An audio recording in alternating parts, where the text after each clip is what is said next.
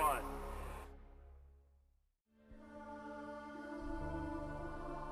To pursue science is not to disparage the things of the spirit. In fact, to pursue science rightly is to furnish the framework on which the spirit may rise.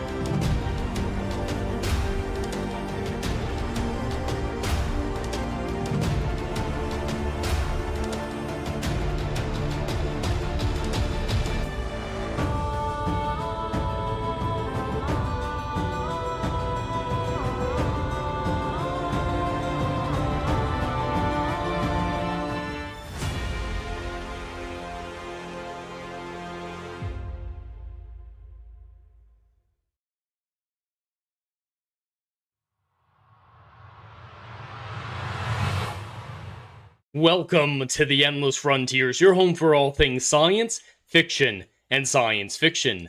I'm your host, Jed Morgan, and welcome into another Right or Flight stream. Next week, we hit 6 months of this show being consistent every week since it was conceived.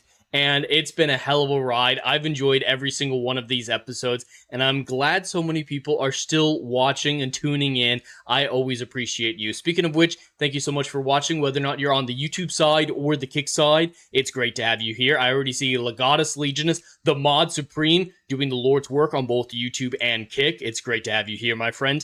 And Dash is here saying 3, 2, 1, liftoff. Liftoff indeed. We actually have some liftoff news to talk about today. For those of you who have never tuned in before, what I like to do with these streams is just hang out with the chat. Of course, that's always a big part of live streams to me, and go over a little bit of space and pop culture news of the week, stuff that most people wouldn't be talking about, that leans into my, for lack of a better term, expertise, more my interests and hobbies. I have a lot of interest in space, astronomy, that type of stuff, and science fiction. So we've got a Doctor Who story, we've got some SpaceX news. Unfortunately, we got a little Big Bang Theory, as in the show, not the theory itself, to talk about. And the main event, or at least what I would call the main event, is a wild, wild story that I just find hilarious. Apparently, no one else seems to think it's as big of a deal as I'm making it, but I'm still going to put it at the centerpiece of this stream and just be baffled by it. Whether or not you guys join in is completely up to you. But how is everyone doing on this fine Monday evening? I hope the time change of the stream from 2 p.m. Eastern to 7 p.m. Eastern hasn't been too difficult for all of you.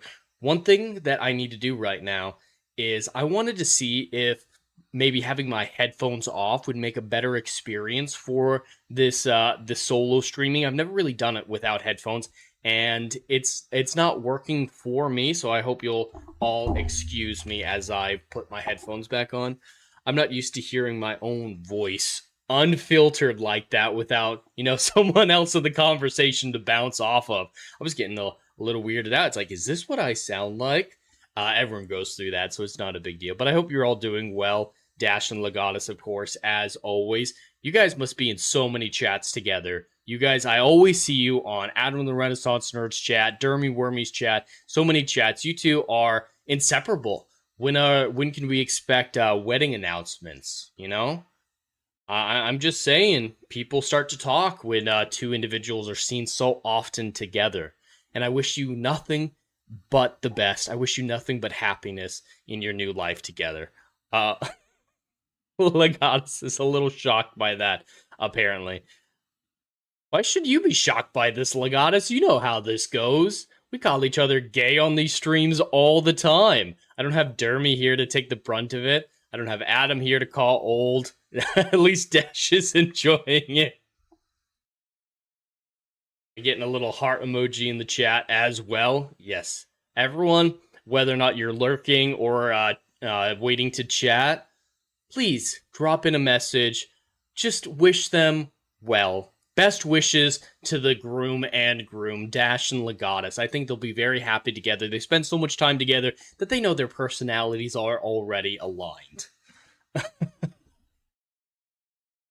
I hope that lore somehow survives this stream and gets onto some of the Renaissance Nerd ones and Dermy Wormy. I think Dermy would appreciate it. I think he absolutely would. But how are you both doing? I hope you're doing well.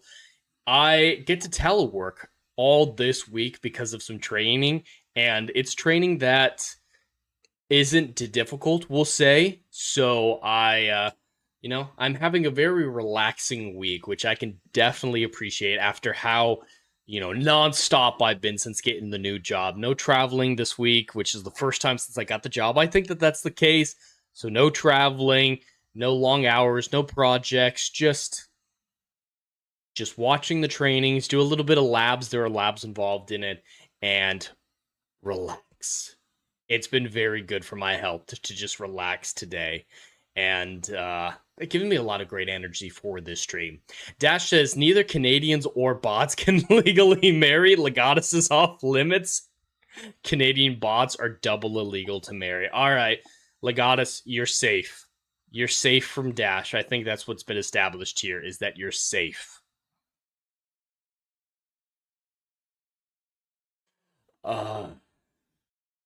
Well, I think we can dive into the first topic today. We sometimes go on this stream for 3 hours, and I think that's a bit excessive. So I'm not going to waffle as much unless there's a ton of people in chat in the early streams anymore. I'm just going to dive into it. And this first one is more just giving props to a Hollywood celebrity, which I don't do often.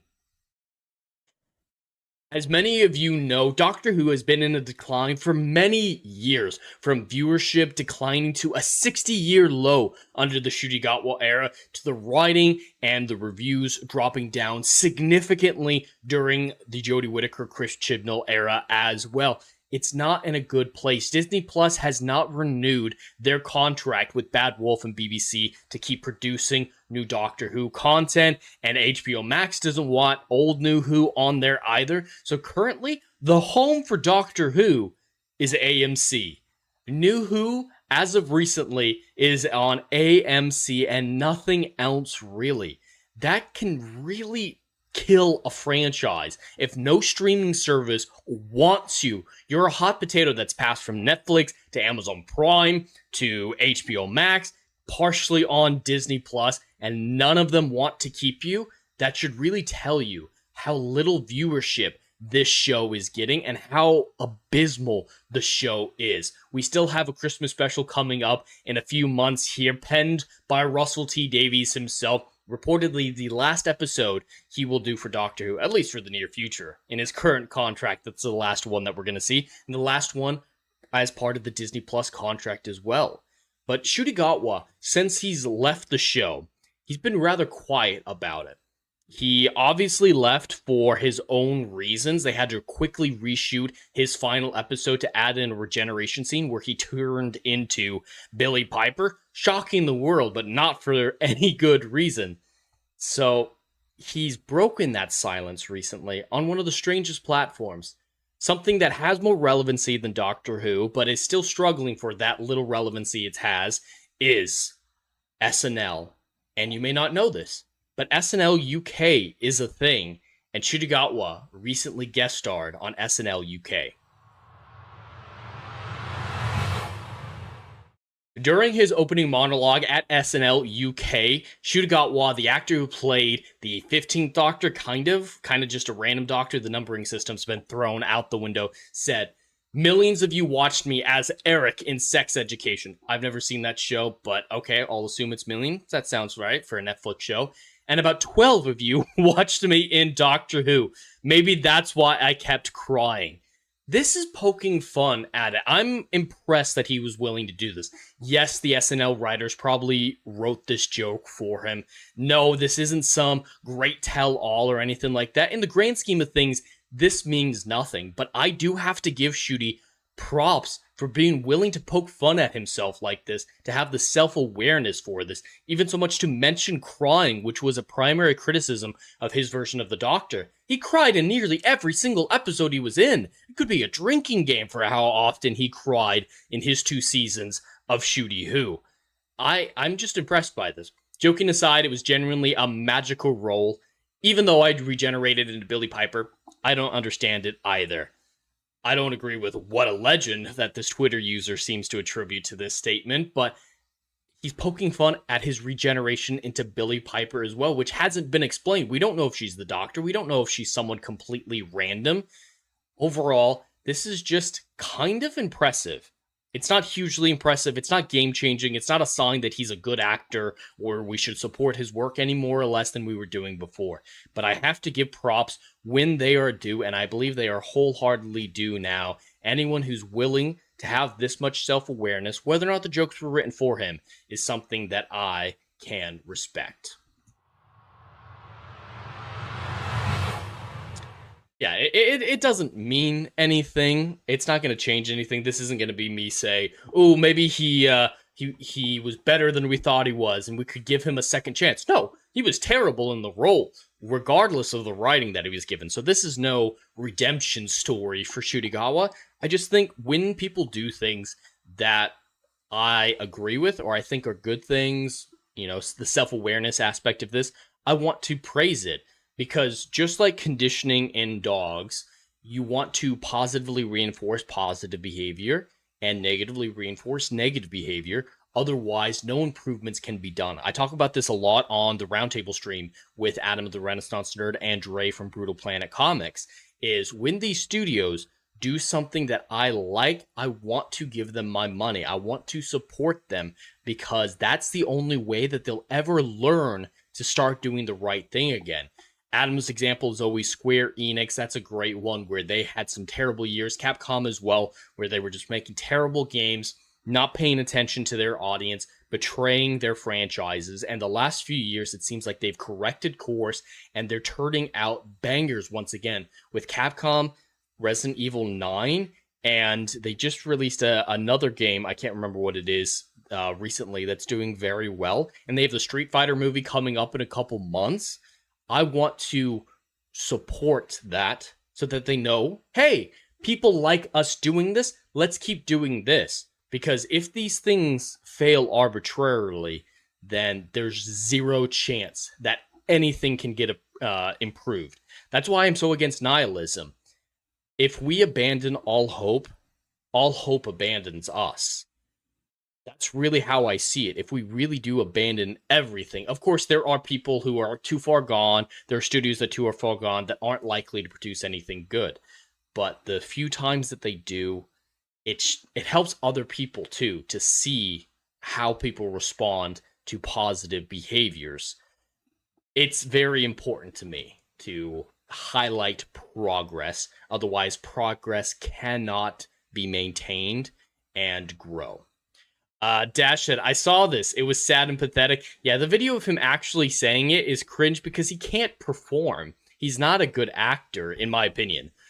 So yeah, it's awkward, it's weird, but that's just Ncuti. That's how he does everything in his life. So it felt natural for what my experience with Ncuti was. His only relevance is being the worst Doctor. It really is, and I think it killed his chances at Hollywood because after the Barbie movie, there was talk of him being influential, like a big star coming up in Hollywood. Oh, he's going to be the next big thing. Ryan Gosling gave him his seal of approval on Barbie. And then he couldn't carry a television show on his own. I think that really hurt his chances of being this star. I mean, Doctor Who wrapped filming for him in, 2024, I'd say? What has he been up to since then that's in the public eye? What does he have coming up? I really think he's not desperate yet, but his career is not in the position that he expected it to be after Barbie and after Doctor Who, which is possibly a reason he decided to leave, because it wasn't benefiting him at all to stay in the role. He was just getting criticized as the worst Doctor, which I never thought I'd say after Jodie Whittaker. I never thought there would be a worse Doctor than Jodie Whittaker, and somehow Russell T Davies, of all people, managed to make one. Dash also said, it's like Taylor Lautner from Twilight, an actual tard in The Ridiculous Six. The Ridiculous Six is, for lack of a better term, ridiculous. I could not stand that movie. I'm very iffy with comedies. My suspension of disbelief is not as advanced, we'll say. I'll do self-deprecating here. It's not as advanced as most people's. I'm not very capable of just turning off my brain. If there are logical inconsistencies in a comedy, that's gonna bother me and distract me from the jokes. And that movie just, and I know, it's uncultured of me, but I don't really care for fart jokes or diarrhea jokes. There's a lot of them in that movie. I've seen it once, maybe twice. It's not something that I have a hankering for. But yeah, Taylor Lautner really tried to break out of the typecasting that he'd achieved because of his Twilight days, and it didn't work. He didn't get a Robert Pattinson situation where Robert Pattinson was fully able to break free of that typecasting. I think most people connect Robert Pattinson to a lot better roles, like The Batman, which I don't think is a great movie necessarily, but he's much better in that than he's in Twilight, obviously. And The Lighthouse was good for him in achieving that. I'm actually looking up Shootigatwa's filmography right now to see if he has anything coming up. Legatus, give me any of the Doctors from the comic relief special over here. That video is great, from the 90s. Rowan, Atkinson, the guy who played, I almost said Monk. He's not Monk. He's Mr. Bean. That guy was great as the Doctor in the 90s. That was absolutely phenomenal. Alright, so since Doctor Who, he's done The Roses, which I have no idea what that is, Saturday Night Live UK, Bad Fairies, The Queen of Fashion, Frank and Percy. Those are all in post, or Bad Fairies is pre-production, but post-production. And First Day on Earth is a television show currently filming. Bad Fairies is the only thing with a release date in 2027. I've never heard of any of these. I think his career, I can't pronounce his name to save my life. I'm done trying. But yeah, he was great. He was absolutely great in the comedy special. So yeah, it looks like Shootigatwa's career is not doing great at this point. Let me see. And Dash also said Lautner's career was reduced to leaning into the tard jokes. Now Gatwa is leaning into being the worst Doctor. Hey, it's better than, it might not be better. Is it better than what he was before? Is that leaning into the tard stuff, is that really an improvement for Taylor Lautner? I don't know if it is. It might be, because Twilight is just that bad, in my opinion, that might be an improvement. Oh my god. How terrible are those movies that I have to question whether or not playing a tard is an improvement for your career. I kind of feel bad for him, because I don't think he's a terrible actor. Everyone in those movies look bad, but I do feel bad for typecasters. People stuck in something like that. Legatus with Hugh Grant, Richard E. Grant, Jim Broadbent, and Joanna Lumley. Yeah, they were all great as well. It's bad for both of them. Is it bad for both of them? Yeah, I've been really impressed with the way that Robert Pattinson's been able to reclaim his career. There's very few people who have ever been typecast who were able to break free of it as effectively as him. It's actually impressive. I would definitely categorize it as impressive. That comedy special should be mandatory watching after the comic release thing, after watching all of Doctor Who. Because, yeah, I think anyone who's going to write for Doctor Who needs to watch every single episode of Doctor Who, period. New Who, Classic Who, all of it, up until the end of Peter Capaldi's era. If you're going to write for Doctor Who, you're going to understand Doctor Who. You don't necessarily need to be a fan beforehand, but if you want the job, that is a requirement of the job. And you gotta like it when you're done. And same thing for actors. I think it's not a requirement that they be fans, but they have to put in the effort to become a fan, or at least try. That way that they can understand the role. Because with something as large as Doctor Who, with so much history, it's the longest running science fiction show currently. There are, how many episodes are there of Doctor Who? It's gotta be, it's not 1,000 yet. I think it's like 800. I think it's about 800. You've got to understand what you're stepping into. It's not some frivolous new pilot that you're jumping into. It's like, oh, this might not get off the ground. This is going to take a month of my life, and then I'll never think about it again unless it gets picked up for a whole season. No, this is a cornerstone of British culture. You can't take it lightly. Same thing with all the other big franchises like Star Trek and Star Wars, Lord of the Rings. These are all franchises that are storied, long, with such history. With Lord of the Rings, I don't expect them to read like the Silmarillion and everything, but at least try to read the books, at least watch the movies. Research is all I ask. Just put in the effort. As of May 2026, Doctor Who has aired 892 episodes across 41 seasons. So yeah, I was close with 800. So someday we might reach 1,000. We probably would have now if they've been keeping up New Who to the same, 12 to 15 episodes a season every year, with the exception of maybe special years on regeneration years. We probably would have gotten close by now, but they switched to, if we're lucky, 8 episodes a season, and that's across the board with television. I absolutely hate it. I miss the days of, 20 to 24. I think that's a good amount for a lot of serialized television. I think that's a really good amount. Or episodic. Alright.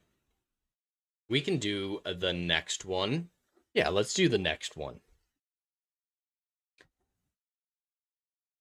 As if from a myth, as if from a Scottish myth from hundreds of years ago, pirates have taken to the waters of Loch Ness once again. When I first heard this story, I assumed it was fake because there's no way this could be real, but it turns out it is. For anyone who believes in the Loch Ness monster out there, which I do not count myself among them, this surely would be the catalyst for some interesting events occurring at Loch Ness. I've had the privilege of visiting Loch Ness, and I did not witness any monstrosity, but there might be something coming out of those waters now that pirates have taken to the waters of Loch Ness once more. We have this story out of Scotland. Pollution fears in Loch Ness after thieves sink a 1930s yacht. There's piracy on the waters of Loch Ness once more. This really sounds like a story that is more at place 200 years ago in newspapers in Edinburgh than it belongs on the internet today. The pollution fears are minor. That's just a way that they were able to grab headlines. There was oil aboard the ship that leaked out into Loch Ness. And if you believe in the monster stuff, maybe the monster's upset by the oil. But these thieves, they snuck aboard this ship in the middle of the night to steal an antique bell. You know, the captain's bell that they used to ring from the bridge or whatever it would be on a smaller yacht like this, and they tried to steal it, and in the process sunk the vessel. You have to be quite an egregiously mouth-drooling moron to accidentally sink a ship in Loch Ness. For those of you who don't know, it's very similar to a lake. No, lochs and lakes are not the same thing. Don't tell a Scottish person that they are. They will correct you and be upset about it. But they're very, very similar. So these aren't turbulent waters. It's not like you're moored in a port at the Cape of Good Hope where there is turbulent seas. High tide, low tide is not a major concern here. It's a ship at virtual rest. They boarded this ship, trying to steal from it, going full pirate mode, and they sunk it. They sunk it. How does that happen? How do you get aboard a ship and sink it? Are these people drunk? There's no news on who these people were, what the damage that they caused were. The article, of course, focuses on the oil seeping into the lake, and it is a concern. I don't think pollution in water especially is a good thing. It does harm local wildlife and water life, so it is a concern, but such a small dose. It's very little oil, so it more affect the shoreline right where the sinking occurred. But I need more information on these people, on these pirates. Are they 12 years old? Are they teenagers? Are they college frat boys? Are they old men trying to relive their glory days? What really is happening here? I want to follow this story for years to come. I want to peel this onion and see how something this insane could have occurred. And if the next release in this story is that a monster rears its head up to eat the humans who polluted her waters, that would be hilarious. Obviously not going to happen, but that feels apt. That's why I keep bringing it up. This story feels more like out of folklore than reality, so the Loch Ness monster responding in kind feels like what should happen, the appropriate response. I'm absolutely blown away like this. Let me know what you guys think in the chat, in the comments below. Is this really as big of a deal as I'm making it out to be? Or is it just some silly kids that, need a misdemeanor charge?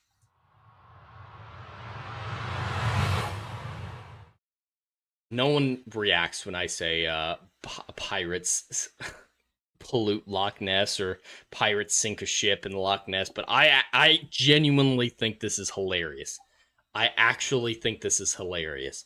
Lagata said, just like criminals stealing a car, rob everything from it, then burn it to cover up any fingerprints and DNA. No, the sinking was an accident. That was released, that it was specifically an accident. They didn't mean to sink it. They accidentally did it while trying to steal the bell. It was supposed to be a stealth operation, in and out. And the bell's not even worth, it's not like it's, a grand heist or anything. The bell's probably worth maybe $100 or £100. It doesn't make sense to me. I imagine them with swords and dressed up with pirates because that's what they have to be to fit this story. They trip and fall going up the gangway and stab the hull. Dash, will the dice conspire to give us a story sequel set in Scotland? Will our conflicted Nessie lover add a greasy pirate to her love interest? Oh my god, that has to be Super Chat. That is not in the list of dice rolls right now for that to occur. Someone would have to go full sadistic on me and pay me to make that happen because, yeah, the dice are not set up in a way to make that a possibility. I do have pirates, though. In the lead character, there is a pirate thing. But, yeah, to make it a sequel to that, to have Nessie love, set it in Scotland, that would have to be Super Chats. I'd love to go back to Scotland. I went there on my honeymoon last year, and I loved it. My wife and I both absolutely loved every second of it. We stayed in Stirling, which is just outside of Edinburgh, did a couple day trips, one down to England, and that was the worst day of the trip. Not even kidding, not even close. We were miserable that one day that we went down to England. But every other day, like when we went up to the Highlands, when we, saw Glasgow. Glasgow was a lot dirtier than Edinburgh, at least in my experience there. And walking around Edinburgh, seeing the castles, seeing the history, I enjoyed most of all just meeting the people, like the bus driver for the Highland tour. I don't normally like to do tours like that, but with so many different places to go, I didn't want to get lost in the mountains with driving on the left side of the road. So I did break my no normal tourism, no tours rule, and we got a tour guide.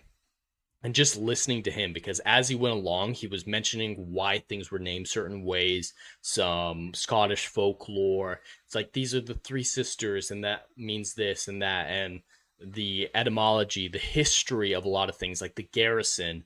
It's I think it's officially called Fort George by England, and why they hate that name and why the locals call it Garrison. It's just, that was what was fascinating, being immersed in that culture. I loved it. Absolutely loved it.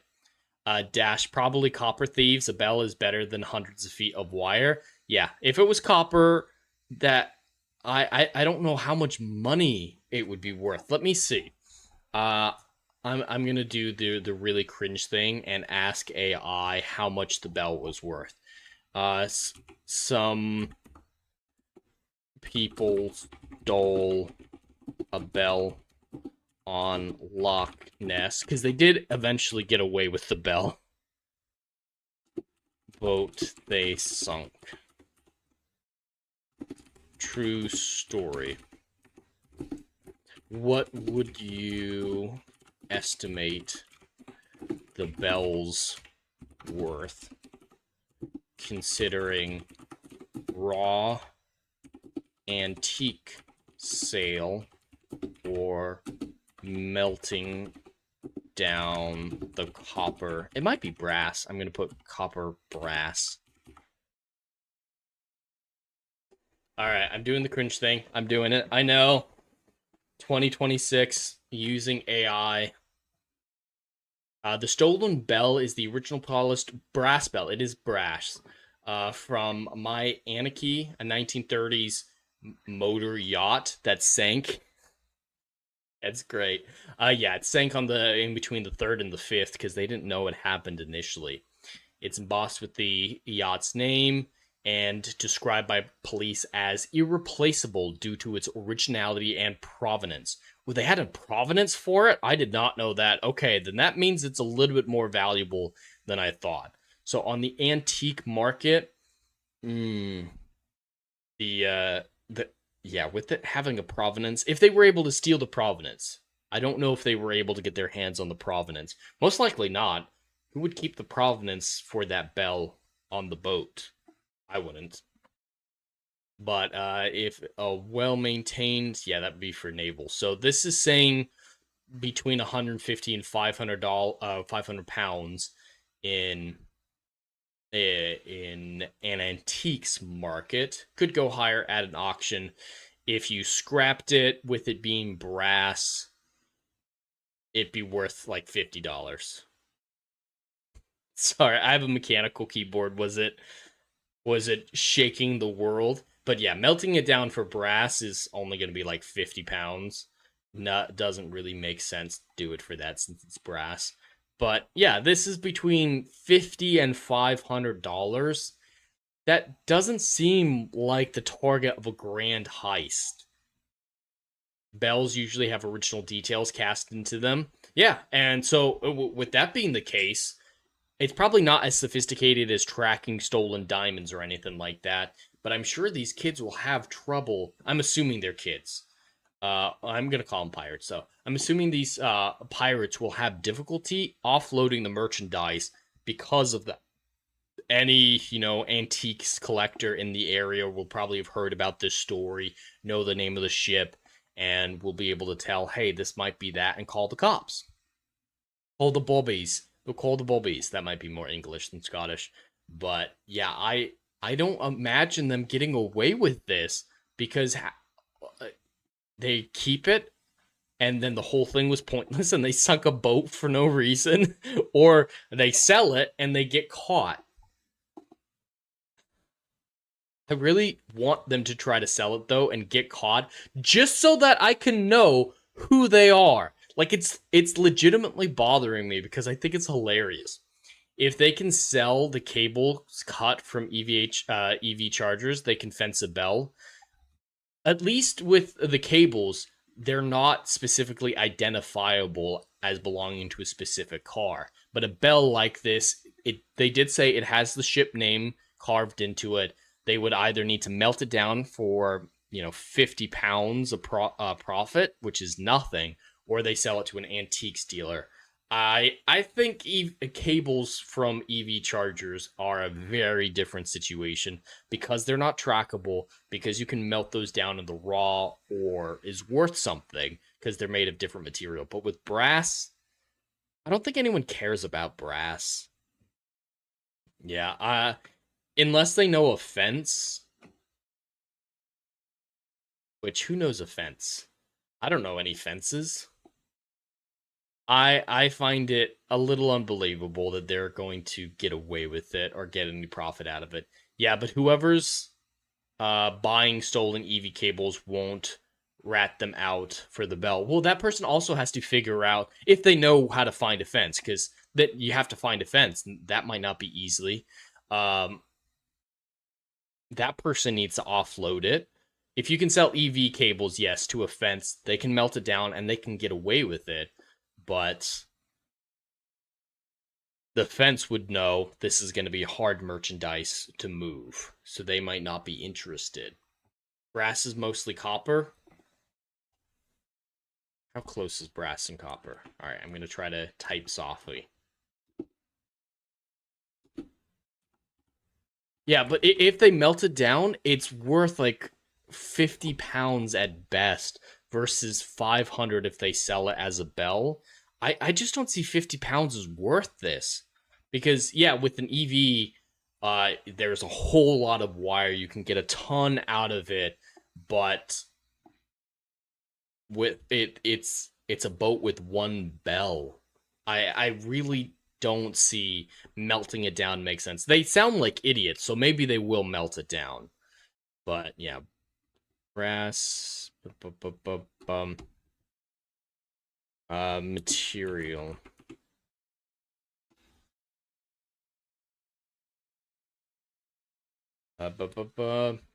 So,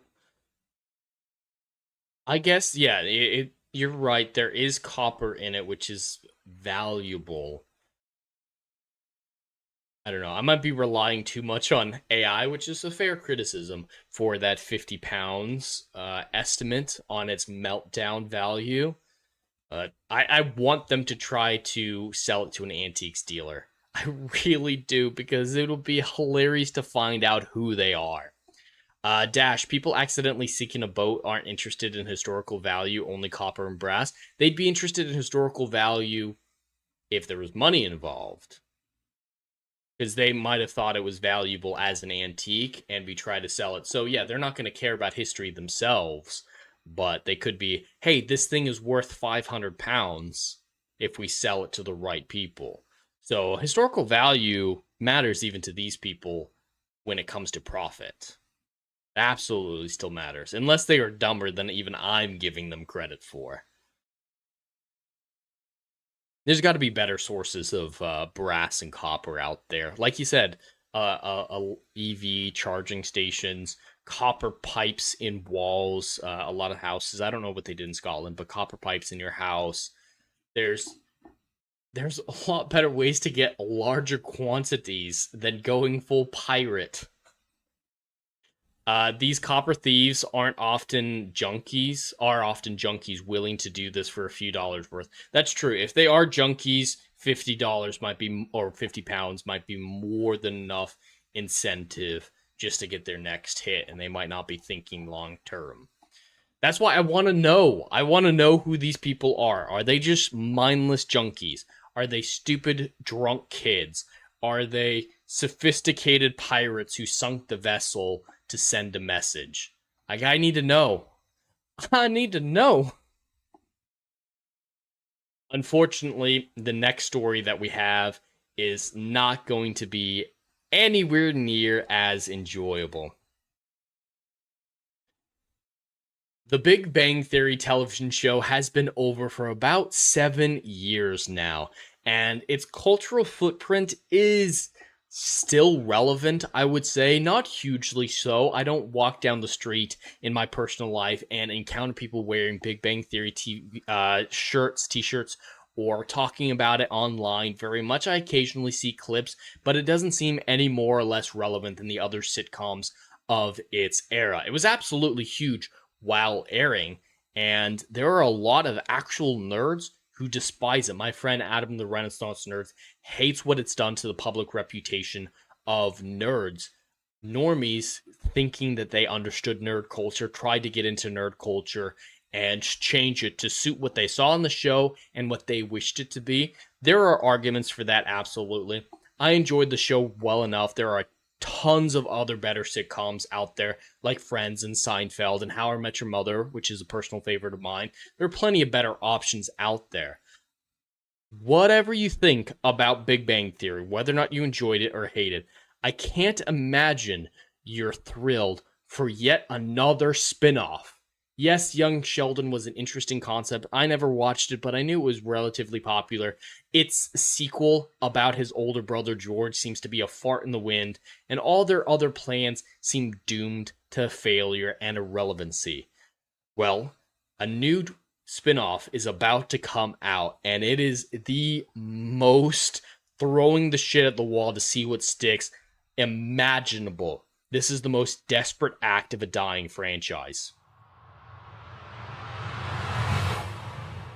We have the first teaser trailer here for the Big Bang Theory spin-off series, Stuart Fails to Save the Universe. For those of you who don't know about this spin-off, because I've unfortunately heard about it before now, I will tell you and curse you forever with this knowledge. So Stuart, if you're familiar with Big Bang Theory, was the comic book store owner who got involved with the main characters' lives, eventually moving in with Howard's mother, having a weird relationship with her, and generally, he's constantly ill, his body's falling apart, he's got poor hygiene, he's being made fun of as the stereotypical nerd, the ones that jocks kind of just feel bad for. He's probably the worst example of a nerd in that entire show. Yet for some reason, they want to have a spin-off dedicated to him, where he goes into Leonard and Sheldon's lab, accidentally activates the new device Leonard's working on, and breaks the multiverse. After that, he goes on a cosmic adventure, jumping from universe to universe with a few of the other supporting characters, including Kripke and the Rock Guy, to try to put it back together, to fix the multiverse in a show that was previously a sitcom about nerds, about science, whatever, but it was still grounded in reality. To have a spin-off be this insanity that's more at home in a Marvel Studios television show is just baffling. I have yet to see this teaser trailer, though, so you will be getting my raw reaction to it. The giant NASA spacesuit, the EMU right there. I do appreciate that. I don't know what the fuck he's wearing. They're already acting like they're in a feudal Mad Max world out there, and they very well might be. They are. They're in a zombie universe. A zombie universe. If you didn't know better, if I hadn't prefaced this as saying the Big Bang Theory spinoff, would you have any idea this had a connection to the franchise that's most known for a couple hot chicks and nerds sitting in a half moon in an apartment eating takeout? Like, that's the most iconic image of the show. Would you have connected those two things? I can't imagine you would have. Multiple Stewarts. It's already bad enough having one. This is nothing against the actor. I think he's a talented actor. I've seen him in other things. Absolutely nothing against him. But his character sucks. And we have more than one of him? Please. Tricks reference?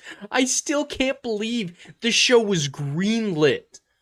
How is this in the same universe? Well, it's not. It's in a different universe, in the multiverse. I I will not be watching this unless you guys really want me to. Like, this looks more torturous to me than Starfleet Academy was. My this is worse than when Community made Chang a feudal lord of Greendale. And he's got an actual gun. Kripke has become the warlord of South Pasadena. Who would follow this man? Legitimately. Just thinking about it, in this type of society, it is a zombie apocalypse world. It's a scarcity world. Theoretical physicists are not top of the line needed fields. If I'm looking for an expert, I'm looking for a biologist, a microbiologist, doctor, stuff like that to try to combat the plague, the zombie virus, or whatever. Most other sciences are not all that important. You want someone who's a good military leader in a position like this. You want someone who can command followers, inspire loyalty. Who's gonna follow Kripke, especially with that ridiculous slur that he has, his speech impediment, which is funny in The Big Bang Theory, but how did he garner any of the support? This is beyond. No, she was gonna be in it too.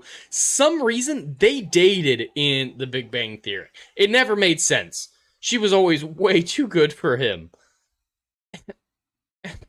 He's a sex warlord too, of course. Prima noctra is probably a thing he has in the robotic universe too. What is even happening? I swear to God. This is more Crisis on Infinite Earths than the big, because of the copyrighted music that probably strike me, but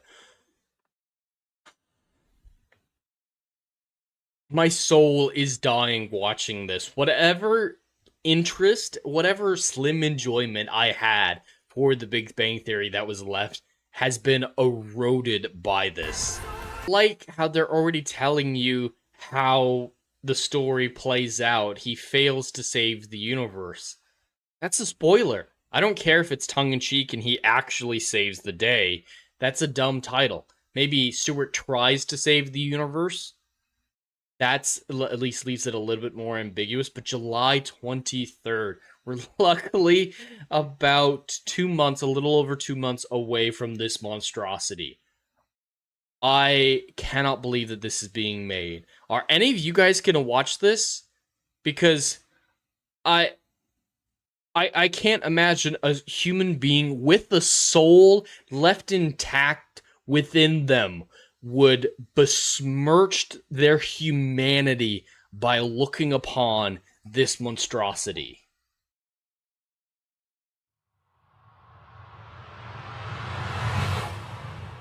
It was actually worse than I expected it to be. I knew it was gonna be bad, but damn! Damn! Dash said, this somehow looked more low budget than the original show. It does, and a sitcom is cheap, so it shouldn't look cheaper than a sitcom. Legatus, for a moment, the synopsis sounded like Sliders jumping across the multiverse. It's probably a better story than this one. And Dash, I see the zombie emojis you put in. It's funny, on the restream side, all it showed was a gray-faced kid emoji, and then like the male symbol, you know, the circle with the arrow pointing up to the right. It just did both of those emojis multiple times to represent that. It was kind of weird. Legatus, you mean there was more to the show than having Katie Sackhoff in a bathtub?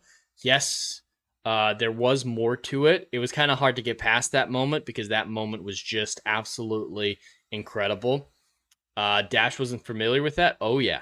Yeah, that was the best part of it. I think since you put that link in the chat, I might react to that scene. I know we're going to have to see a little bit of,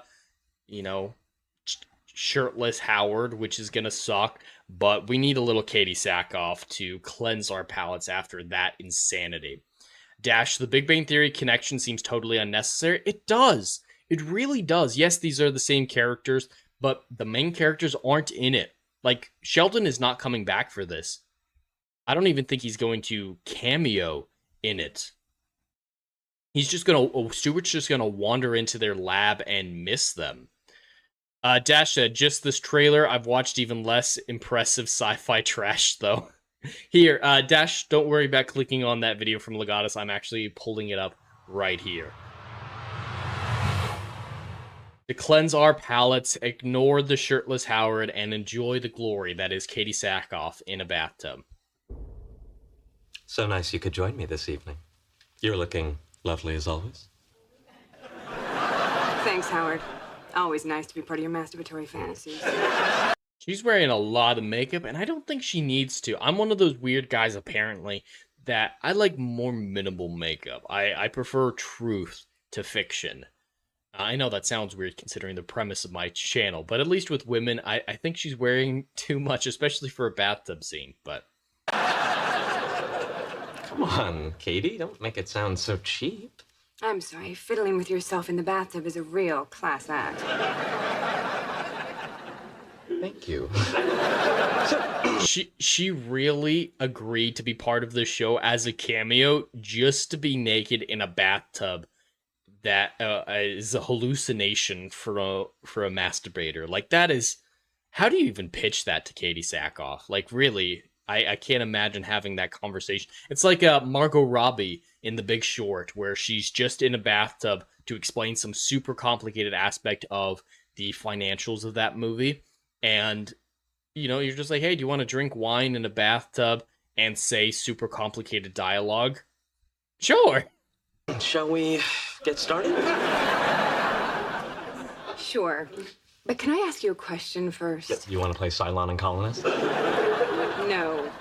I want to know where you're... Alright, it's going to go into the plot of the episode here, so we'll end it here. Yes, there are way too many bubbles, Dash, but the way that you have to think about it is if there were less bubbles, we'd see more of Howard. And is that trade-off worth it? Is that trade-off worth it? Dash said that particular makeup job is really not working for her. Alright, I'm glad I'm not the only one. Legatus, my respect for Katie went up after she agreed and did this scene. Not many actresses would do this sort of fan service. I 100% agree. It is impressive. I like when actresses are willing to put themselves out there for a joke, for fan service, because at least at the time, she's changed her mind now, of course, like most actresses do once they get a little bit older. She knew that she was a sex symbol for a lot of sci-fi fans, and she embraced it. A lot of them loved it when it was happening, and then regret it when it's over. Alright, I hope that cleansed our palates a little bit. That trailer was so much worse than I expected it to be. Like, I was expecting to be bored through it. Like, yeah, this is just dumb. Why are we doing this? But it was in your face. Kripke is a zombie-era warlord. Like, I could accept Bert as a warlord more than Kripke. I really can't accept it. Kripke, of all people, at least Bert has a physically intimidating presence. He's a huge man, so lean into that, try to be a little bit scary. Yeah, I can buy it, but Kripke with his voice and an all-white suit offering nothing of value strategically, militarily, survivally, even scientifically. He's not a biologist to help with finding a cure. He's truly worthless in that scenario. At least, you know, has no more worth than anybody else in a scenario like that. You know, he can find food. Maybe he's good at fighting zombies as a normal person, but that breaks by, like what I was talking about with comedies. I can't suspend my disbelief too much too easily, and comedy isn't an excuse for me to do so. So just the fact that it's funny that he's, funny that he's the warlord isn't enough for me to look past the fact that he's the warlord. Apparently that ruins content for me, or, ruins my experience. That's what I've been told. It is what it is. I enjoy what I enjoy, and I don't enjoy what I don't enjoy. Dash, Jed, he has a superpower. Comic books. No, that's Stewart. Stewart has the superpower that's the comic books, which is also very dumb. No, comic books will not prepare you for the apocalypse, no more so than watching an Avengers movie will prepare you to fight Ultron. I can't believe he said that. Comic books are my superpower. They're all completely accurate, so they're helpful in all these multiverses where crazy things are happening. That's the premise of the film. Yeah, Stewart isn't even a genius like the rest of them. He's not a scientist. He just owns a comic book store. That's it. That's it. Who do you call in an apocalypse? All right. As much as we love Gary from Neurotic, I'm not gonna have him be my first call in an apocalypse. His skill set isn't aligned for that. Mine aren't either. People should not be coming, hey, Jed, please save us. No! I'm not expecting to be a warlord leader. I'm looking for someone who's going to be maybe a little bit of a bad person, but he's going to make sure everyone's going to be okay. What is a good example? Like Fear the Beardo. He would be a great person to have around in an apocalypse. But yeah, it's got to make sense. It's got to make sense. Dash, I watched Ultron get destroyed in an Avengers movie, so I'm fully prepared to fight what's left. Oh god, can you imagine that? Legatus, not even the comic book guy from The Simpsons. He must have read so many Radioactive Man comics he could survive, maybe. Read enough Hulk comics and you can survive gamma radiation. You could survive the Van Halen radiation belt if you just read enough Hulk comics. That's the real reason astronauts go into quarantine before they launch into space. They're reading a bunch of Hulk comics to give them radiation resistance. You heard it here, folks. That's how we're debunking the Van Halen radiation belts. Oh, the explanations just get dumber and dumber.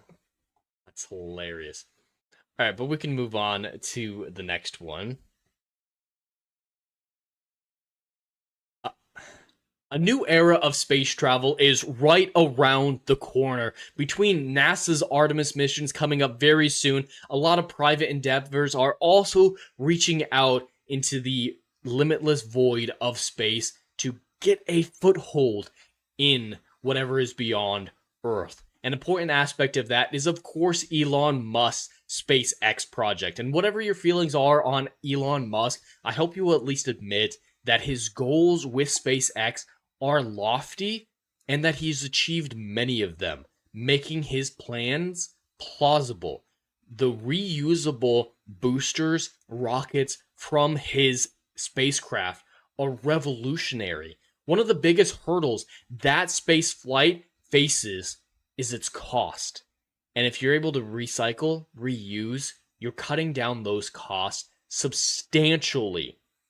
And the next phase of that is Starship, a new vehicle that will be used by NASA to facilitate the moon base coming in the very, very near future, as well as Elon Musk's plans to colonize Mars.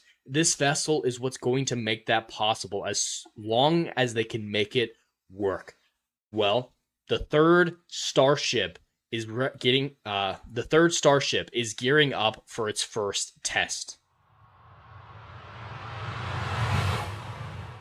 SpaceX prepares to launch next generation Starship, the tallest and most powerful rocket ever built. Whatever you think about Elon Musk, he does not do anything small. He goes big or he goes home. It took a long time for his reusable rockets to be viable. They exploded so many times, but he didn't give up. And it led us here to where we can legitimately have the conversation about a reusable spacecraft that is safer than the shuttles, more reusable than the shuttles, and will be our path to the moon, Mars, and beyond. Starship version 3's maiden space flight is scheduled for next week at SpaceX as SpaceX prepares to launch the tallest and most powerful rocket ever built. SpaceX will launch its next generation Starship, the tallest and most powerful rocket ever built, as early as Tuesday, May 19th, the company announced. I just want to point out here really quickly before I read that comment, I went to SpaceX's direct website about this, Starship's 12th test flight. So they combined the test flights here for the previous versions of Starship as well. So this is the first of V3's launches, but the 12th overall Starship test flight.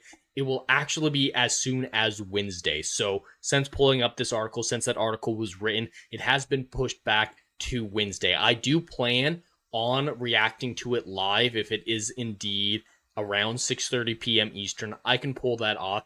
I want to see it. V3's launch, the tallest, most powerful rocket ever built, is going to be something to behold, and I do not want to miss it.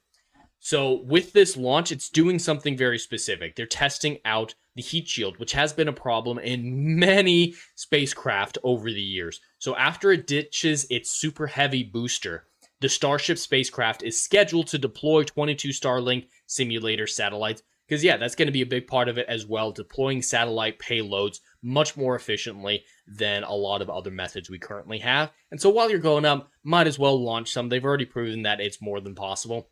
And this is more testing though. The dummy satellites will be similar to the next generation of Starlink satellites. You want to test.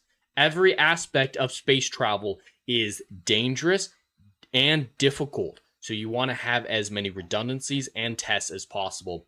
2 will also scan Starship's heat shield, which SpaceX has deliberately compromised. So the heat shield is made up of tiles. What they've done is they deliberately removed several of the tiles, and they want to see how the heat load is dispersed during re-entry. Do the other tiles take up enough of the thermal load?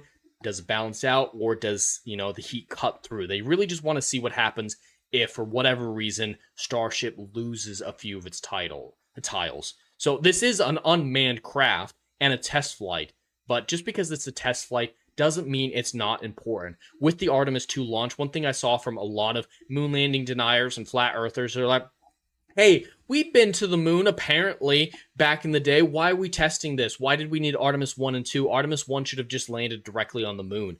That shows a fundamental misunderstanding of how difficult space travel is and how new technologies need to be tested. And that's exactly what they're doing here. They want to make sure everything is safe and reliable with plenty of redundancies before they trust human lives into the care of these vehicles. So this is an essential test in the future of Starship. If anything goes particularly wrong here, it could delay Starship being involved in NASA's Artemis plans. So I don't expect anything to at this point, but there's always that possibility out there. These tests are important, and we don't want to skip any tests because that could lead to the death of humans. No loss of life is something that we want, so we test and we test again. And that's exactly what Starship is doing here with the launch that will hopefully be this Wednesday.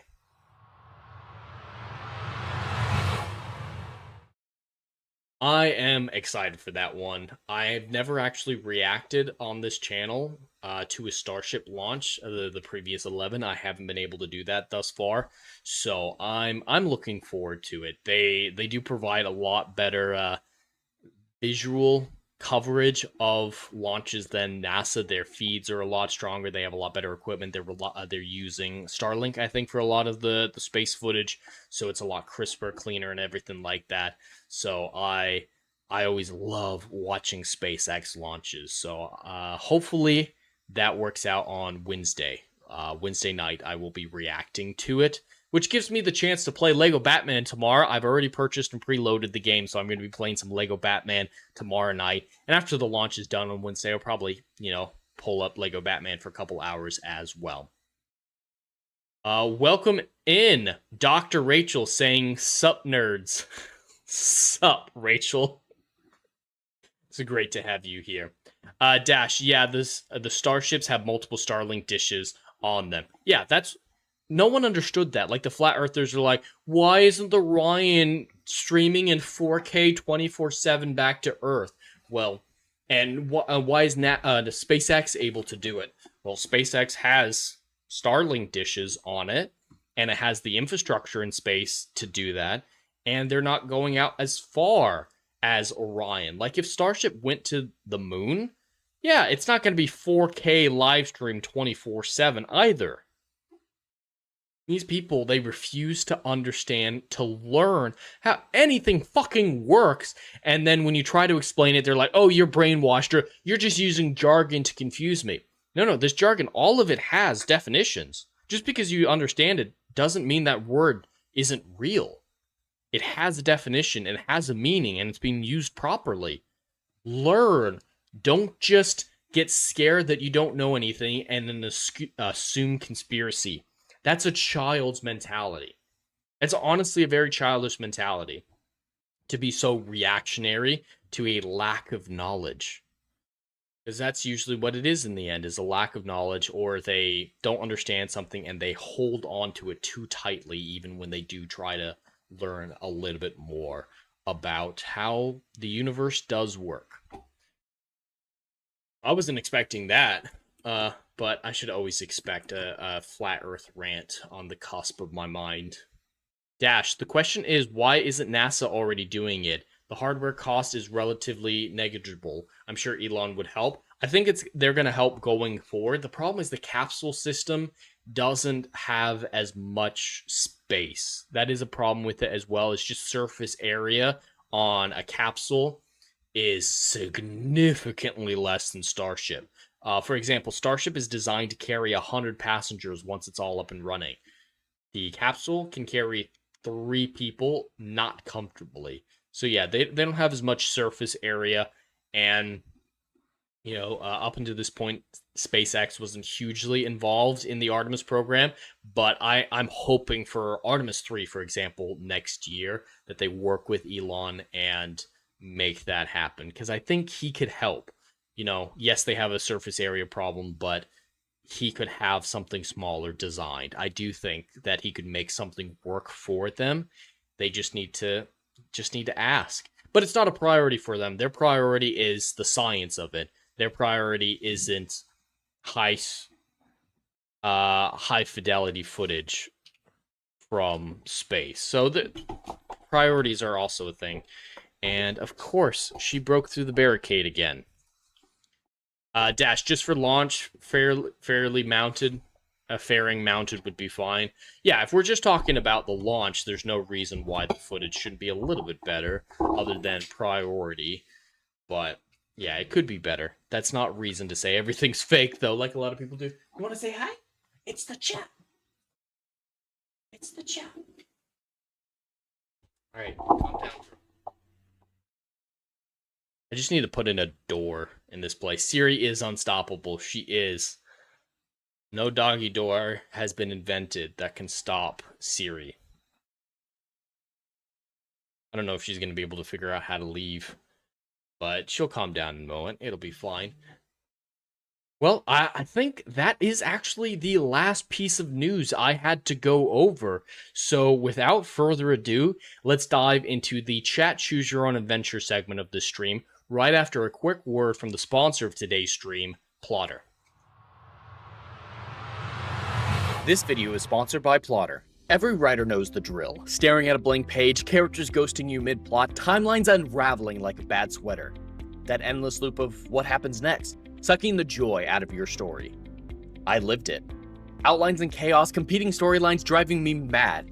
For the longest time, my notes were thick, blocked-out paragraphs, and my outlines were never-ending bullet points that stretched for more pages than my first drafts. Then I found Plotter, my plotting lifeline. Visual timelines that snap into place, drag-and-drop scenes to tame the wildest arcs, character sheets that keep everyone on track. It turned my latest novel, a 200,000-word juggernaut, with multiple character perspectives and solar systems worth of lore, into an easy-to-understand, trackable project, complete with the series Bible, multi-track storylines, and lore documents that make world-building a breeze. And check out their latest feature, a seamless note-taking system for all those story and character ideas that don't have a home yet. Available for free to all users of the Plotter app. For pro users, your notes and files will automatically sync across devices with cloud storage. If you're tired of the plot purgatory, use my link or scan the QR code to get Plotter for life with a single payment of $150. Your epic won't write itself, but with Plotter it'll flow like never before. Link in the description. Let Plotter help you conquer your stories.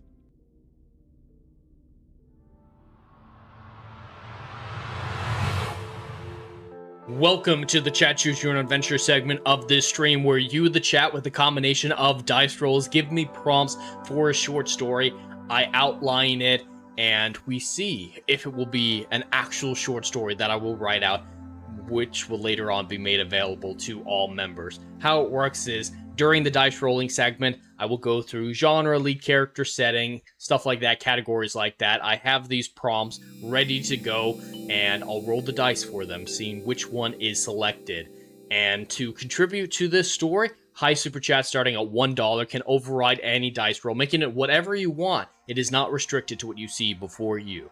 After we go through the dice rolling section and the combination of Super Chats, we'll go to actually outlining the story, during which High Super Chat starting at $5 can introduce a twist at any time. This could be literally anything you can think of, and that's the glory of the stream, because I endeavor to still make the story make sense. My goal is to make something that is still relatively sound as a concept with whatever you throw at me.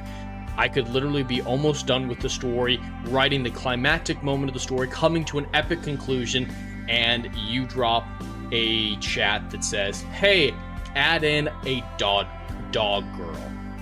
And I've got to figure out what a dog girl is, where to add it, how to make it make sense, and make the story still work. Thus far, I think I've done a decent job, but, you know, I can't always be perfect with some of the insanity that you wonderful chat give me. Let me turn down the music a little bit. I think it's a little bit too boisterous today. Siri is unstoppable, and so is your dog. Yeah, both Siri from The Witcher and my dog Siri are unstoppable. Legatus, I think Dash wants to continue the adventure with Katie in the bubble bath. Who wouldn't? Dash is, hey, we want to drop a super chat for that. I will gladly incorporate Katie Sackhoff in a bathtub somehow in this story. We can make it work, chat. We can always make something as glorious as Katie Sackhoff in a bathtub work. But for these sections, we've got genre, which includes science fiction, fantasy, mystery, thriller, horror, romance, parody, and chat choice. Every category comes with the chat choice, which is this free space. People just come to a consensus in the chat for what that will be, and I'll try to find what the consensus is and pick that. Lead character, we have father, gynecologist, mental patient, blacksmith, pirates, and of course, chat choice. For setting, we have present day, past, future, non-human world, alternate universe, and chat choice. For theme or style, we have maturing, hope, grief, hubris, acceptance, and chat choice. For wild card, why it jumped up on me. For wild card, we have rocket, wings, French. I don't know if that's the French language or the French people. Nachos, fedora, or chat choice. So once again, I will roll a dice to pick out a single entry from each of these categories, and highest super chat starting at $1 can override these dice rolls and make it whatever you want with as much or as little detail as you want to include. So let's start with picking out the genre, which is either going to be science fiction, fantasy, mystery, thriller, horror, romance, parody, or chat choice. Let's see what the dice has for us. 1. Okay, a science fiction story. Definitely in my wheelhouse. I can work with that. For lead character, we have father, gynecologist, mental patient, blacksmith, pirates, and chat choice. What do we got? 5. I swear, I don't weigh the die. They are untampered with. We've got pirates in a science fiction setting. For setting, we have present day, past, future, non-human world, alternate universe, and chat choice. 6. Okay, chat choice. Chat, drop in any preferences that you have, whether or not it's on this list or something else. I would appreciate any input from any of you. Alright, for theme or style, we have maturing, hope, grief, hubris, acceptance, and chat choice. What are we gonna get? Maturing. Alright, so it's a science fiction story about pirates in an unknown setting maturing. I don't know if I like the sound of that. That could go in a lot of different ways. Outer solar system. Interesting. So would that be the future? For wild card, we have rocket, wings, French, nachos, and fedora. And of course, chat choice.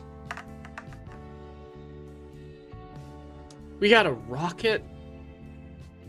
It's very sci-fi. I like to be challenged by these. So we have a science fiction story about pirates in the outer solar system, most likely, unless any more people have other things that they'd want to pick, with the theme of maturing and a wildcard item of a rocket. I don't know if in this setting a rocket counts as a wildcard item. Just something that's going to be there. I'm gonna leave that one blank for right now.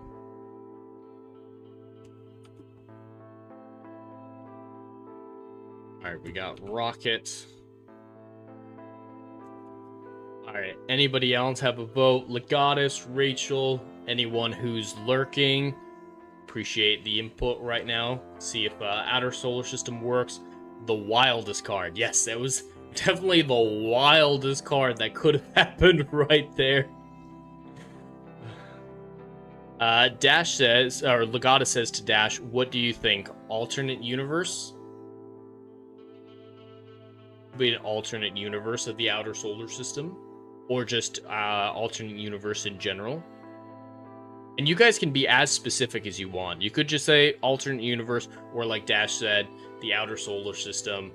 You could, you know, with chat choice and super chats, it is literally whatever you want it to be. As helpful or unhelpful as you'd like it to be. Future is as much an alternate universe as any other. I mean, true. Alternate universe just gives the flexibility to make it like an alternate history, like we did with the Great Gold Empire, or whatever that was.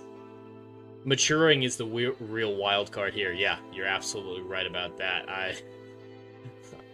I'm not sure what to do with all of this so far.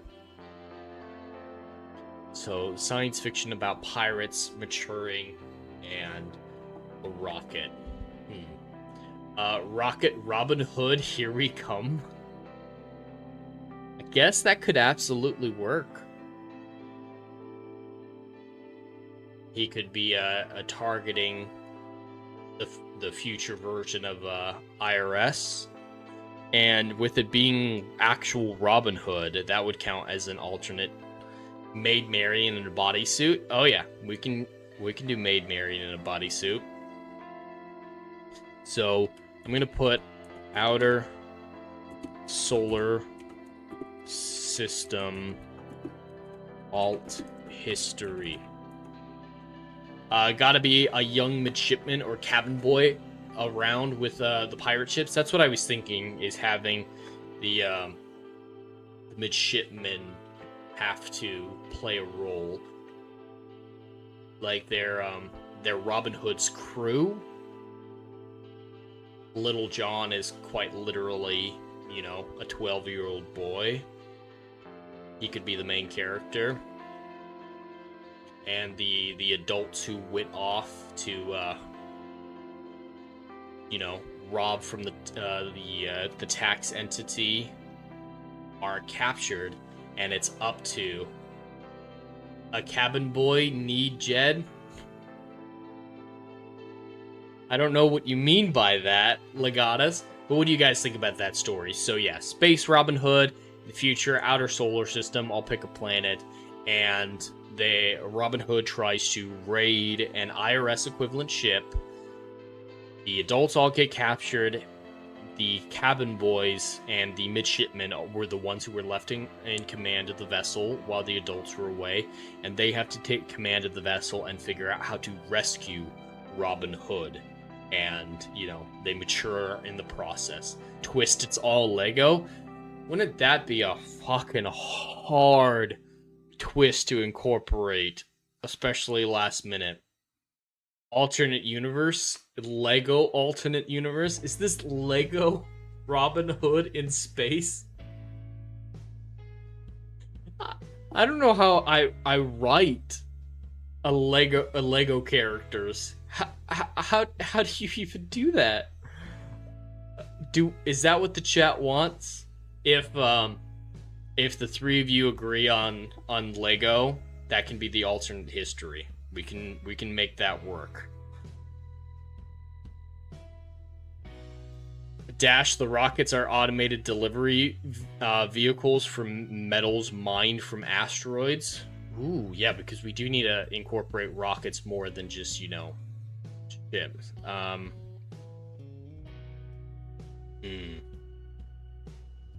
I like where your head's at. So, they're Kuiper Belt miners because they're in the outer solar system, and the government forces them to put a huge portion of the raw ore that they accumulate, that they mine, onto these automated rockets back to Earth as taxes. And what Robin Hood does is he steals these rockets, loots them, and gives the ore back to the miners. I don't know, because the miners would get in trouble for having more ore. Legatus, amazing how a few choice selections from chat and the happiness of Jed can be seen leaving his body. Dr. Rachel, I was just thinking it would be funny nod to Lego Batman coming out this week. Oh, you're absolutely right. It is a good challenge and thematically relevant. I like the idea. Just trying to figure out Rocket. I like the idea of them being Kuiper Belt miners. We can keep that. And automated delivery. I think we're... In this type of world, money would probably be solely digital. So there wouldn't be a need for an automated rocket for the taxes themselves. So they would have to be the ore, but then what do the miners do with the ore once Robin Hood gets them back?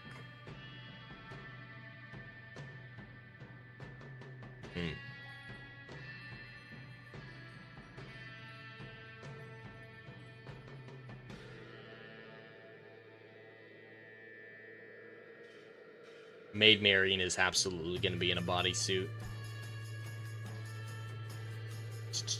Alright, I'm gonna have to start, and we'll figure out how the rockets play in a little bit. Pirate ship. Ore would probably be practically worthless to the miners. That's what I'm thinking, is they don't have the manufacturing to do anything with it, and if they sell more ore than they should have, then, you know, they get in trouble with the government. They would just recycle into more deliveries and payments. Yeah. Isn't hugely helpful to them.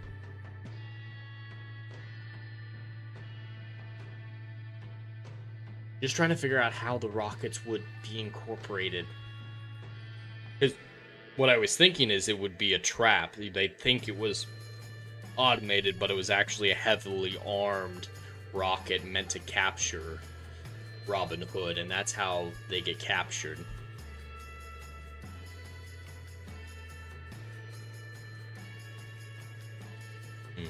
He could be trying to fence it himself and then give the profits back to the miners, but then that still comes into, you know, it's a problem with digital money.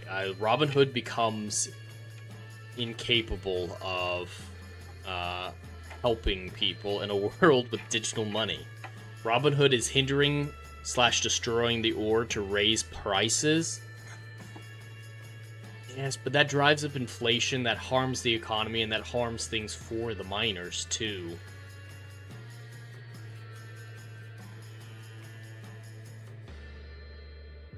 And then, yeah, the miners just have to work overtime to replace that lost ore. I don't know. Day in the life. Robin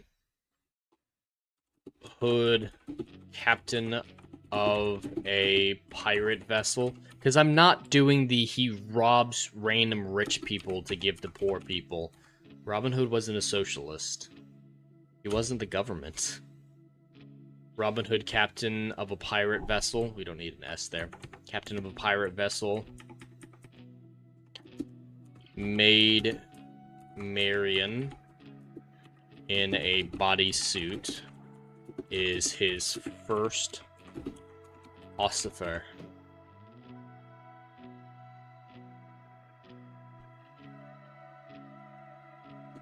Hearty crew, drinking and laughing. Midshipman, around 12 years old, are enamored with this lifestyle.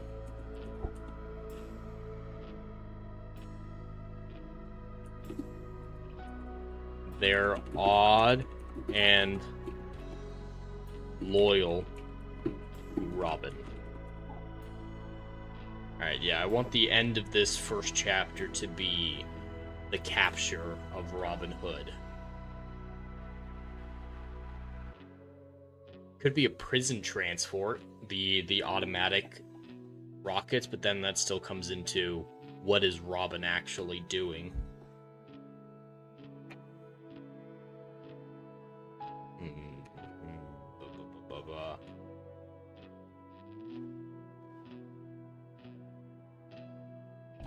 I'm gonna do something odd, okay? But bear with me. To make this easier on myself, I'm going to include backstory in this world that says there was an AI uprising that made mankind terrified of computers, and computers that go too far.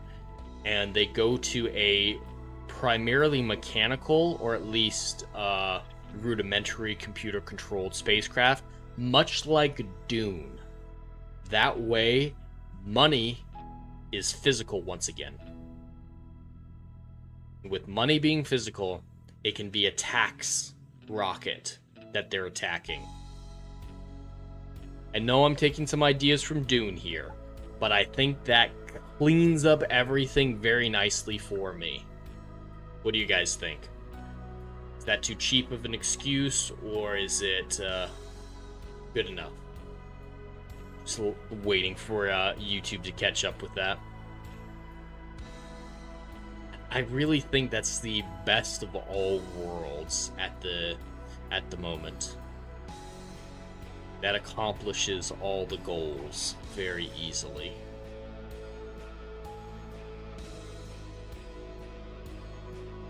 You guys are right with it?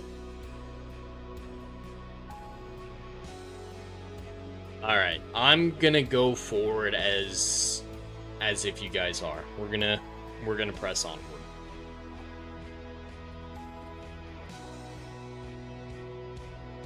Alright. Tax rocket detect. Physical money is still a problem. The miners would have no trouble skimming valuable metals. What do you mean? Well, ore might not be money. Like, they're not mining gold for money. Like, it could be printed money still. Yeah. It still doesn't... And you can hide a few things that are physical a little bit better in a society like that. It solves a ton of the problems. Physical money immediately solves the problems, and the metals would have to be in such quantities that they couldn't hide those. So skimming the metals doesn't help them. But, you know, some paper stacks. So that's a lot more doable. Oh, and of course, Spectrum starts fucking up. Hey, Spectrum. I nearly forgot about you for a moment.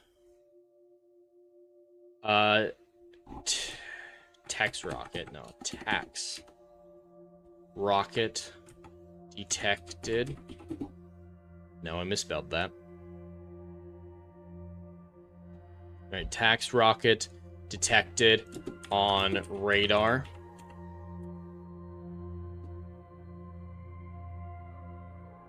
It was launched early, but without computers, they never have up-to-date intel, so they have to always be on their toes.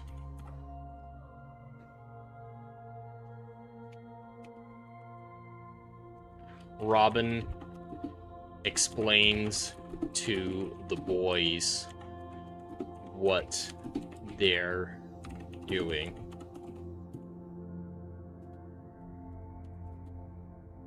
The UN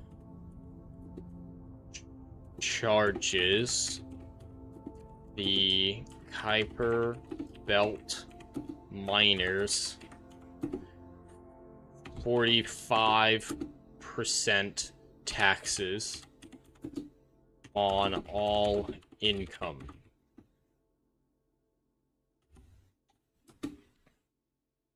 Too many families go hungry.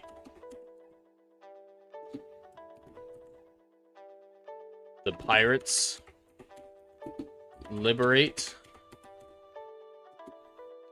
these ill-gotten gains, keep a modest fee, and distribute the cash back to the miners.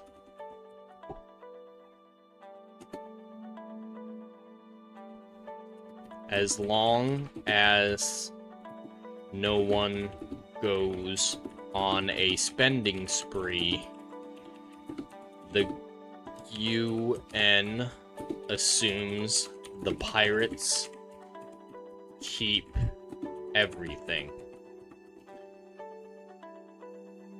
Yet keeping all the processed copper they could find.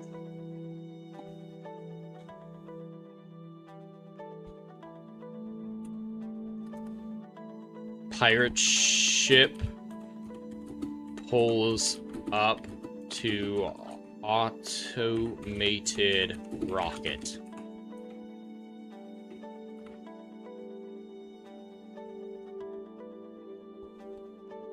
Trap. Boys led by Little John are left behind as the adults board the rocket. All help is needed to move the heavy stacks, and the kids can baby sit the ship in the meantime. Boys monitor through comms. It's a trap!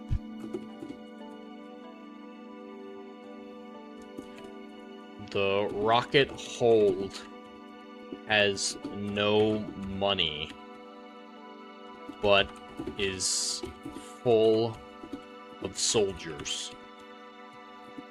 Robin Hood arrested.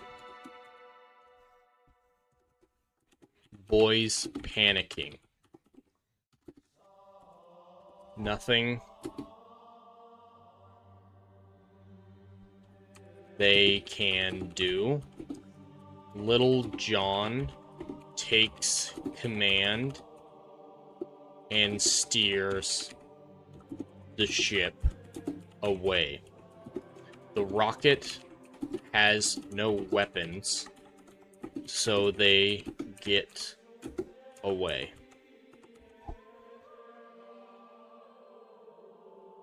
All right, so that's chapter 1. What do we want the other ones to be? Have we done everything? We've got science fiction. It's in space. That's pretty easy. Pirates, got it. Outer solar system, alt history, maturing's about to happen. Rocket. I haven't included that they're Lego. We already had the alt history in there, so if someone wants to put in a super chat for Lego, we can roll with that, but I think we'll move forward without them being Lego for the moment.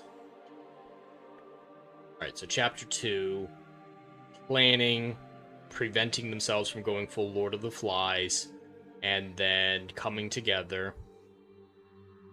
These are always rushed. And then rescue. And maybe a respect epilogue, but here we go. Panic.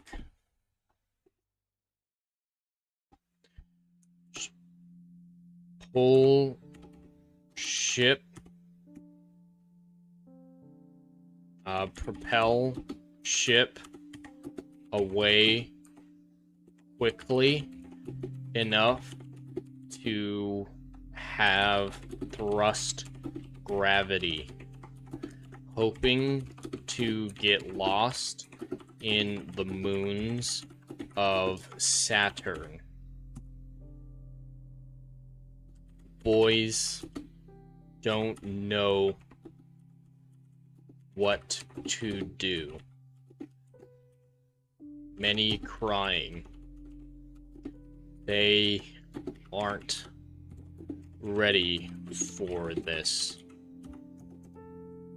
Little John yells, but it doesn't help. Will Scarlet rebuffs his leadership. He's Robin's little bro, so he should be in charge.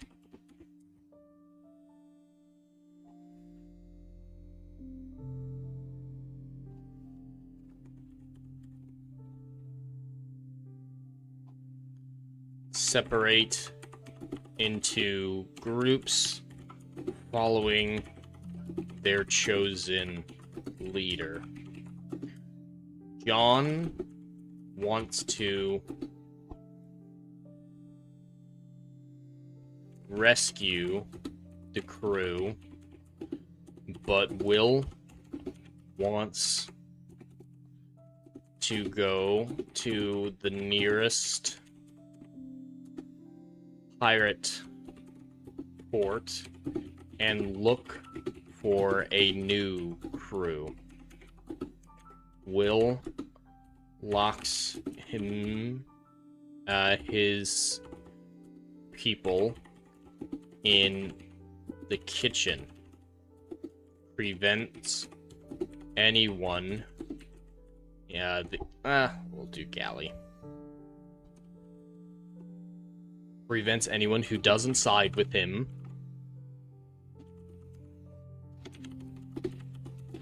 from eating. Days starving.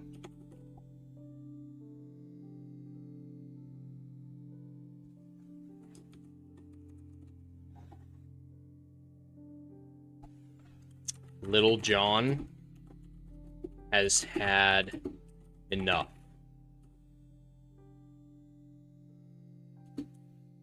Will plays the pirate captain, but is he willing to claim it by ancient right? leadership, crew, combat.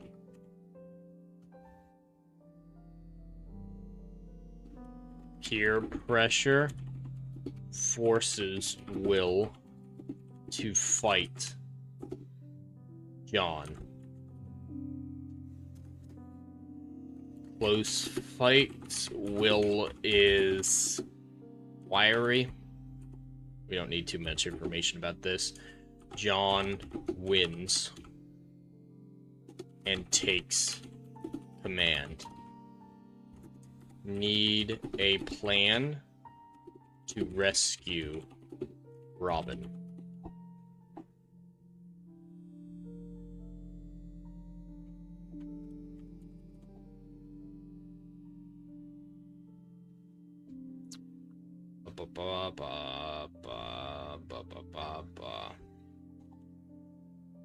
Let me see. Been soon enough that they can meet up with the rocket before any other ships will have been able to.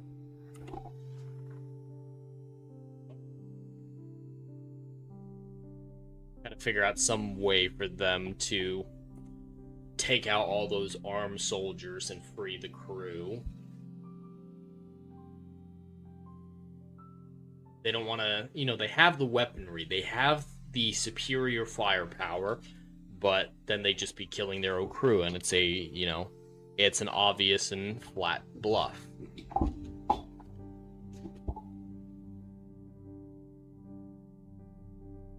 There's always subterfuge. It's okay, girl. Calm down. It's okay.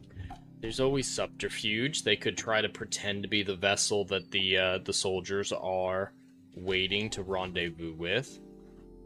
I don't know how they would keep that up and make that the case. The rocket wouldn't have many exterior sensors in the cargo hold because it wasn't meant to have people in it. It was meant to be automated. So they probably wouldn't have access to it.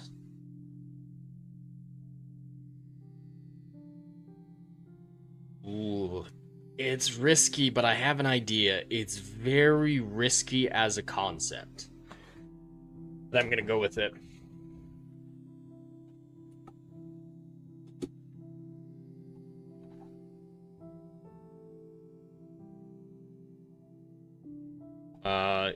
Easily access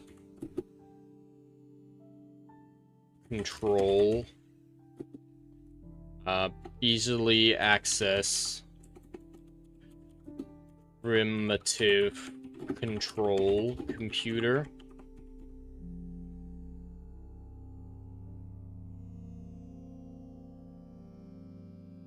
A primitive control computer with well-used program.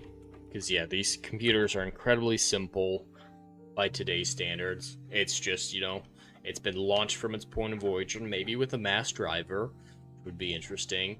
And its course has already been selected, so it just needs to maintain life support for its cargo.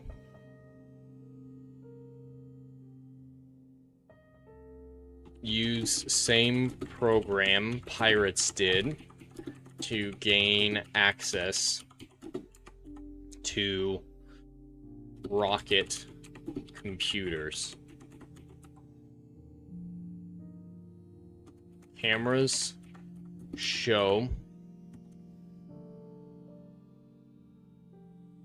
the pirates locked in crates with armed guards.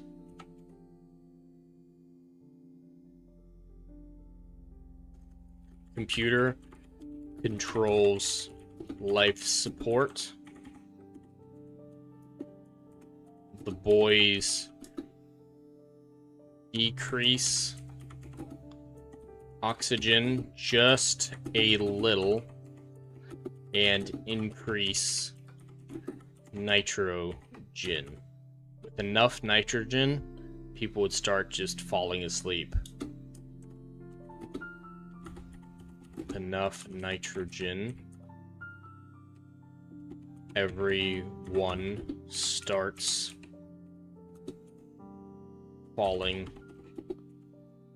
asleep.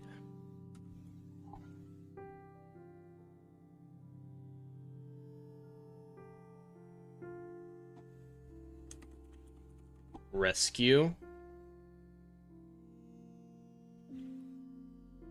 Wearing spacesuits, the boys retrieve their crew. They leave the guards and restore life support.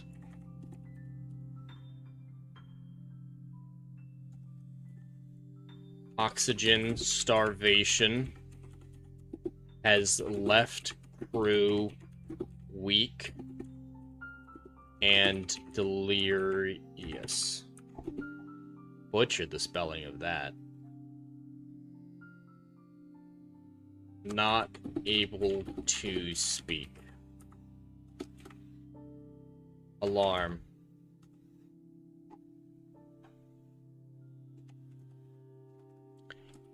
A small military vessel approaches. It's like a C-130, more transport than fighter,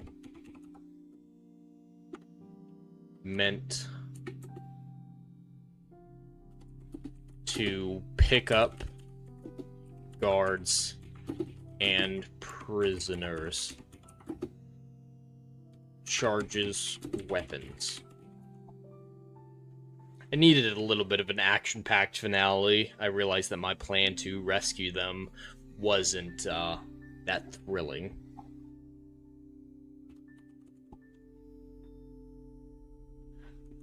The boys take combat stations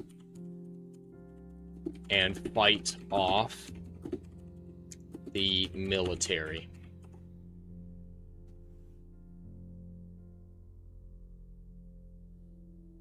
Cripple their engines. Boys celebrate.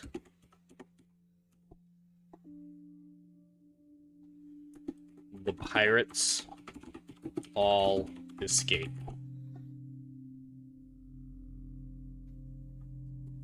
Epilogue. Alright, we're at the end. Robin Hood is proud of the boys. Saved all their lives and the cause. Promotes Little John. That's a little happy ending for it. Get a little promotion. Let me just make sure we crossed everything off. So, science fiction, pirates, outer solar system, alt history, maturing, and rocket are all included. Doesn't look like anyone has any super chats, so I think the story is intact as it is. So this is an alternate history future story where Robin Hood never existed back in the day, and he is in fact a space pirate. In this world, the Hyperbelt miners are being taxed 45% on all of their income, which is of course a problem. That's a problem. That's pretty high for taxes. Wink, wink.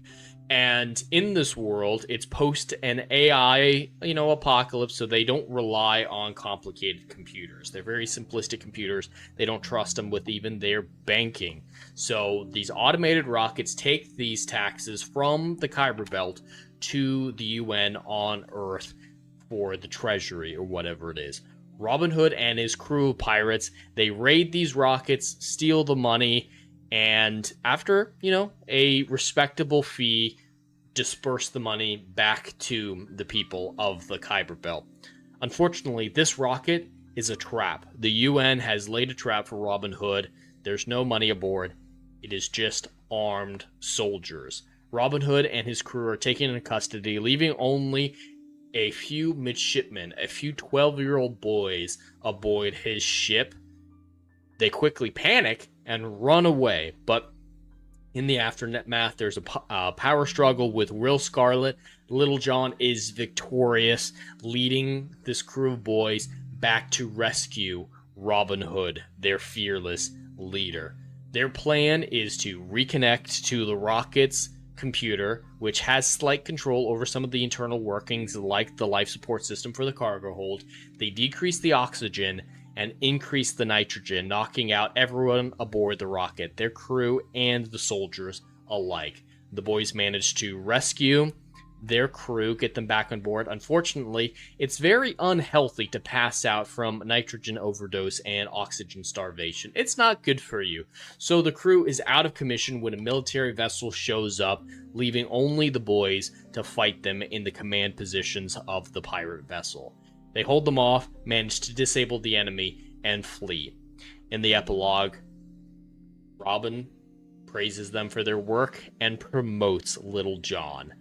I think it's a fun little story, a little alternate history, a nice little parody almost, a science fiction parody of Robin Hood. I like it. I'm okay calling it quits here if you are all as well. That brings us to the end of Right or Flight today. Thank you all so much for watching. What I have coming up is tomorrow night, probably around the same time, around 7 p.m. Eastern, maybe a little bit earlier, I will be playing some Lego Batman Legacy of the Dark Knight. I already have it preloaded on my computer, so I should be able to get right off to the races as soon as it unlocks. I am looking forward to it. Epilogue needs Maid Marian Sackhoff in a bathtub, in a bubble bath. That might be a good idea. I might need to add that in if this ever gets Story Forge. That's a great idea, Dash.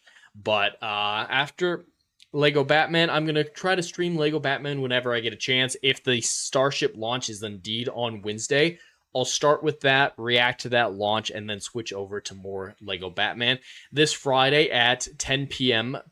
Eastern Time, Tryhards is going to be on Dermy Wormy's channel, but Adam will not be here because he is preparing for his Day of Doom. Because of Day of Doom, there will be no drive-in this weekend. There will be no roundtable. But on Monday, I will be live on Adam the Renaissance Nerd's channel, controlling his live stream for his Day of Doom, as this die-hard OG George Lucas Star Wars fan is forced to enter the den of the enemy. He is going to pretend to be a Star Wars stan while on camera in Galaxy's Edge in Orlando, Florida. It's going to be absolutely insane. Hopefully, we actually know Ride or Flight will not be next Monday because we have all of that to do and we have to go see Mandalorian and Grogu afterwards. So the Day of Doom will most likely be on Tuesday night. I might actually do it during the day on Sunday because there's no round table. That might actually be a really good idea. I'll think about it. But there will be a Ride or Flight sometime next week. But that's all that I have. Thank you for to Legatus, Dr. Rachel, and Dash for chatting so much. And I appreciate all you lurkers as well for hanging out with me. It's always, always appreciated. But that's all that I have for today. If you enjoyed this stream, please consider liking, sharing, and subscribing. The more support this channel gets, the closer we are to publishing the Endless Frontier novels. Until then, have a stellar day, and stay curious.